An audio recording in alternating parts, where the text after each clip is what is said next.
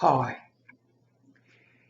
In this video on retirement, I'm going to talk about things which might be a little bit sensitive to you as a viewer.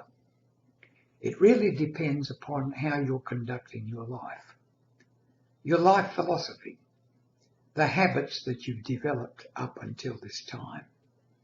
Now, as I speak into this webcam, I have no idea of the ages of the people who are watching this. But to me, the younger, the better. Because if you have certain habits, certain ways of running your life at the moment, which are not conducive to having a long, happy retirement, now is the time to change. And if you're recently retired, well, you can think about what I'm saying here. And it's up to you to make your own value judgments as to whether you feel you need to change or not. So what am I talking about? I'm talking about when you approach retirement, are you in a position to retire because of the way you've conducted your life earlier on? If you've been a saver, if you've thought about the future, if you've made plans, if you don't go into retirement with great debt hanging over your head, then you'll probably have, providing you're in good health, a long and happy retirement. But let's supposing that has never been your way of life. I think one of the worst things you can have going for you, if you are an habitual gambler, for example. The gambler who's always on the races, always on the tab, always on watching what's going to win and so forth. And looking back over your life, you think, has it made me any richer? I would say in the most commonplace is no. Most people who have been gamblers all their life are not richer at the end of it. Now, the point I'm making here, if you have a gambling habit, the chances are you will take that gambling habit into your retirement. Can you afford it? Okay, I know it sounds like I'm preaching and I don't mean to. It's your life, the way you conduct your life. Let's say another thing. Let's say you're one of these persons who loves to spend, loves to go out shopping. You're getting towards retirement and you're still going out and buying those big things.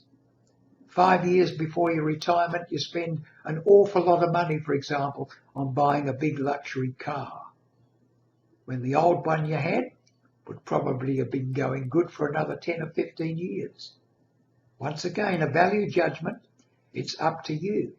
But if you're one of those persons who spends a lot of money just before their retirement, well, does it augur well for retirement? Another thing is, supposing you're a credit card person. I know there are a lot of people who have credit cards. I know a brother-in-law of mine who's now died. He cancelled his credit card because he was always on the maximum amount.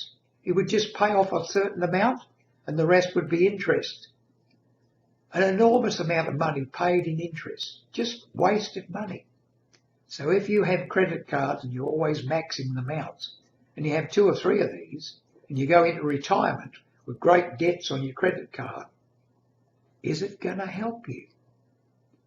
You need to get into the habit of paying off your debts as soon as you can, getting them out of the way. If you come into a lot of money and you owe a lot of money on your mortgage, use that lot of money to pay off your mortgage. Get the debts out of the way before you retire. Okay, now, I don't usually talk about financial matters on these videos because I don't know much about it. I'm not a financial planner, but common sense tells you and me that we go into retirement with as little or no debt as possible. Preferably you own your own home, you own your own car, you own all your furniture and effects, you don't have a lot of bills to pay. That's the way to retire as far as I can see it. Now, I hope I haven't ruffled any feathers here, but I honestly do believe that I'm trying to do the best for people watching these videos. Go into retirement without debt if you can.